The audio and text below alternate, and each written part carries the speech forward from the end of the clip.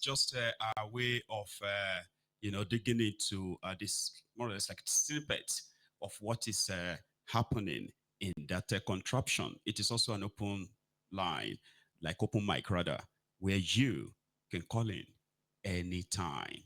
So you're welcome.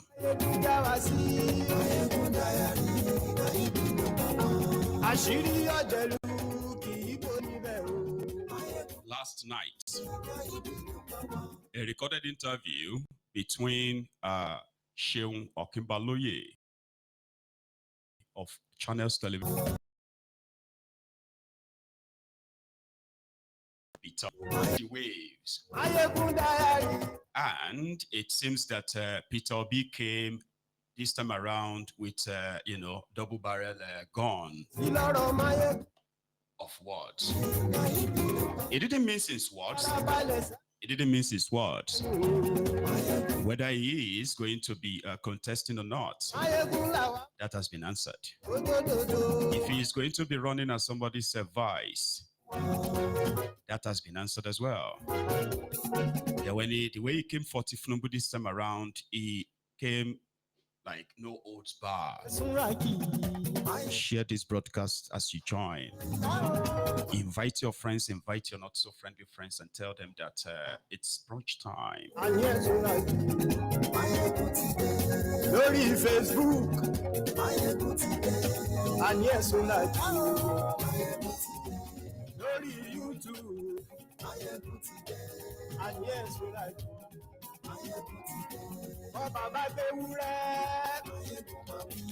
and yes,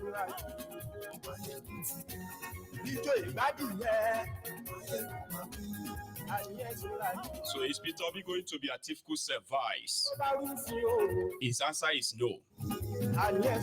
And is Peter Obi going to run for just 4 years? One single term? The answer is yes. The interview is quite so detailed, deep enough that even the Ronukus have been debating it. And of course, you know now, it's been about, don't trust him. Trust Kolu. So we'll dip into that or dig into that this morning. Now share this broadcast for real. Tell everybody that Mayego today.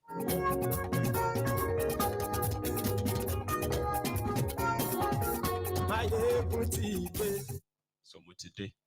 Now, good morning to you. Top of the moment to you. That you can use that to like greet everyone. Top of the moment to you from wherever you're joining us in the brunch time of Mayegun's Diary Political this hour. Last night, like I said, Peter Obi granted an interview where he answered some of the salient questions. And in fact, it sounded better, like a better kind of politician who this time around is not talking, Mr. Nice and all that. He came for Kolu with facts and figures. Then he offered his own, kind of like his own solution, what he would do differently, up to the point of the coalition that is already creating Rokus, left, right, and center. His own role in that. And that's what we're going to dig into. If you have already seen the, the interview, good. You possibly will be a better candidate to phone in and share your own view on that going forward. Their 2025 sort of like a journey to their 2027 charade is building up. And right now, anybody who tells you that they are sitting on the fence, well, even person will sit for fence, like as they say person will sit on top of the fence. In 2 legs, go sit there one side. You get what I mean now? So it's all shaping up, and do not fall victim of those gaslighters and others who are going to tell you that the status quo, right, should be left alone. And those who are also going to feel like, no, Mayegun, it is all lies. Whatever you feel, right, this is the moment you can share them, but don't share fallacies. Let us make use of the available facts, figures, and information, so to say, in dealing with this. So let's start with this.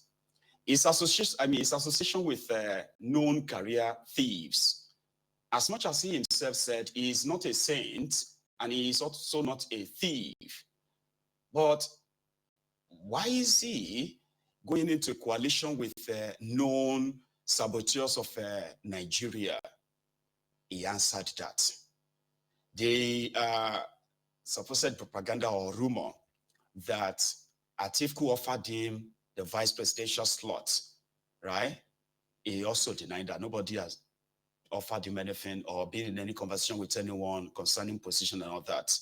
Now taking it one after the other. For this part, there is going to be much more detailed one later in the evening. However, let's start with this. Whether or not, as someone who is intended to run for office, you have the ability to participate or be in two political parties, it then means that will affect your ability. So there's a difference in between intention and this. I said I'm a member of this, and I'm going to work with this group. So it's like, oh, well, I want to invest in this company, where they say, oh, you cannot be in two companies at the same time. But I have indicated my intention. I want to go into this.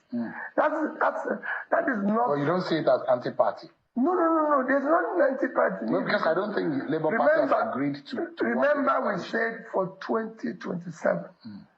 Say we're not in 2020, we're in 2025. It's clear. We've adopted this for 2027. So if I say I'm going to this, that doesn't say, oh, well, listen, I want to be sharing, I want to be able to be part of your dinner in the evening. That doesn't mean I should abandon my breakfast and lunch because I was intended to come and eat your dinner. No, we're going there. So we're going to go together. We are not abandoning where we are. At some stage, when that happens, you know. So you are thinking of being a running mate to Atiku. Is that the case right now? That's your intention? Again, Shehu, this is not in play. Nobody have ever discussed that. You know what I'm asking? People assume so many things. Nobody have ever discussed with me whether I'm going to be A or B or C. Shehu, I'm going to contest for the President of the Federal Republic of Nigeria. And I believe I'm qualified for it. You know the reason why I'm asking this? Did you get that clearly? He said he is going to be contesting in 2027. We have had different speculations surrounding what others believe would happen in 2027. Atiku, who is the genesis of what brought APC, Egbekegbe, to power, when he protested that it was supposed to be the continuation of the turn of the North when Yaradua died, right? He leveraged on Goodluck Egbere Jolantan, reneging on what was supposed to be a gentleman agreement at the time. And then he protested. His protest of North-South, South-North arrangement led to them empowering the jihadists and others like kleptomaniac Kolu to hijack power in Nigeria, hoping that if he joined another party, it would be for himself. He failed. Then Boko Haram came, spent 8 years. The first 4 years of Boko Haram, it contested with Atiku inside their APC from the primaries, remember, in 2015. In 2019, the same Atiku, leveraging on, well, it is now the turn of the North. It could still be a president. Atiku contested, and Peter Obi was his vice running mate in 2019. Now, they all said, okay, it will be the turn of the South. Atiku returned back to PDP after 2015. He became their candidate in 2019. Now, they said, oh, it will now be the turn of the South. Their arrangement will not be my own arrangement. So the turn of the South, Atiku still ran inside the same PDP. which further decimated them. Right now, the turn of the South that Atiku also contested in is also going to contest in it again in 2027. His own promoters are saying is the surest way for Peter Obi to become president. The obedient are saying, you must think we are all daft to come here and spew this nonsense. How many vice presidents became president after the tenure of, after 8 years of their tenure? 0. So it's always the worst should be the president and something manageable to be the vice. So the obedient rejected that offer. And that is why some are saying that once the obedient pulls out of their coalition, then probably people won't even talk about coalition again. Because Obi is going to contest for presidency. Would he forfeit that? No, he's not intending to do that, especially if the process of forfeiting that requires bribing people called delegates to vote for the highest bidder, the one with the highest, with the deepest pockets. So the obedient are saying, this seems to be the replay. Well, I would say some obedient, I won't say all of them. Some obedient are saying, this is looking like the replay of 2022, when they staged a national solidarity protest, demanding that the PDP leadership, delegates, should give them Obi, until Wike told them that that is not how it works. That even in Anambra, Wike went to Anambra and told the Anambra PDP delegate that he cannot win. You all know that you cannot win. He cannot win. Give me the power. Give it to me. I am the only person that can challenge APC. Referring to how much money it will take, the same way Wike, telling the delegates that he's not going to give you a penny. Is that how it's done? You can't win. In this state, you must have money. You must have connection. You must say, he doesn't have the money. He would just say, no, he can never win. So the obedient then pulled out to go and join Labour Party. The rest is history today. So to them, they can be played with the talk of everybody will go to primary. If primaries will be free and fair, which it won't. Of course, they won't mind. But in this case, what is stopping those people like Atiku at this time to what? Step aside, read the room. But that's not how politics work, by the way.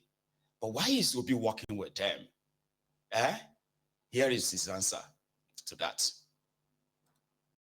Was one of those who were major persecutors of Jesus Christ and his team. But God changed. They want good governance. So like a messiah. That's what you want to be. Whatever you call it. A political messiah. It's not for me to say, oh, this one is bad, this one is good. No. It is for everybody to come together and show that you can do things better. Is it not contradictory, though? There are those who say some of them had planned to sustain military rule in Nigeria. Some of them had run severally in the government that Nigerians thought that had failed. And you say you want to reform Nigeria. Is it not contradictory? In fact, you need some who has been in bad government. Their experience is critical. I can tell you one of the major companies in the world hired 2 people who have worked in several failed companies because they can tell you what happened, why they failed. You need the experience of those who have failed and those who have succeeded to move on. And I need everybody. You need everybody. It is a critical experience because they know what can fail a system. And they know what was wrong with the system. So you need everybody. So if you want to serve, you must serve everybody. In all of this, the ultimate goal and agenda is to ensure that 2027, this government and this party, APC, led by President Tinubu, is swept out of prominence. That's the agenda, isn't it? Yes. And by all means, you are going to pursue it. We're not going to do it by all means. We're going to do it by all lawful means to make sure, because we've seen the failure, we've seen the incompetence of the government, we've seen You don't have the capacity to do the job. So you just have to do for the sake of our children. If this option, one of the options is for you to be a running mate, you will still keep it? There's no option here, Seru. We're not talking about options. Obi has to be on the ballot. Well, the rest is for Nigerians to decide.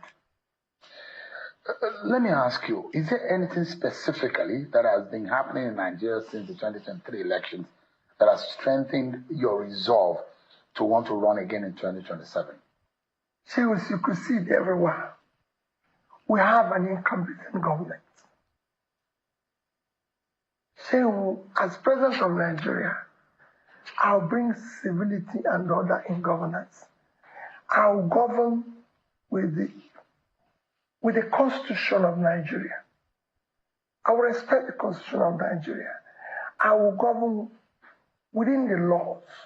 The government will obey the laws. I will do appointment by federal character. I will appoint competent persons with capacity and compassion for good of Nigeria. People that are worthy of emulation. So I'm not going to be Minister of Petroleum, like it's been. Every ministry will have substantive minister who is competent, who has the character, compassion, and capacity to run that ministry, but showing you the things that as president, I will have hands-on reported to me daily on real time. Number one is security of life and property of every Nigerian citizen. Number two is basic education of our children. Because we must put those 18 million people as of them. So it is more important for Nigeria to invest in education than oil. The human capital of Nigeria, considering its population, is a huge asset. I will make sure that hands-on, I know anything that happens about health of Nigerians, starting from primary health care, ensuring we increase the insurance coverage, where the rich will pay, where the poor will benefit, and everything. So I will make sure that I know real time what happens with agricultural products, which will drive the foundation of our manufacturing. I want to know what power we are generating daily and distributed daily. And I want to look at the SMEs, the manufacturing, to ensure that they are properly supported with adequate interest rates. And I like they expect 100% sacrifice and effort. So we know we're driving there. So there's nobody that going anywhere is going in one day. But if we set out to go to Kaduna today, people want to see us in Kaduna Road. If we're headed to Lagos Road, we're in the wrong direction. What is happening now is that we're telling people we're going in this direction, but we're going in that direction. I said, if you don't know where you're going, every road will lead you there. That's the confusion. Can Nigerians trust that commitment of a single term from you? So I said it and I put it in capital. I don't need a day more than 4 years. In fact, the day and before, you fix Nigeria in those 4 years. It's not fair. I will show the direction of good governance. That's why I said. To what end is this one single? Did you hear that? So that was Obi there in a clear term that is working with the failed politicians. They are not just failed politicians, they are criminals. So he's working with them so that at least from their experience, it will learn from where they failed. While he also hire, capable hands and all that. So normally, right, this is my own observation. Normally, if you are not a business person, right, it is going to be tough for you to understand Obi. You get what I mean now? Because when he uses, the way he uses his words, right, in addressing, his points, is always somebody who believes that, I don't know if I should say somebody who, or he appears to be someone who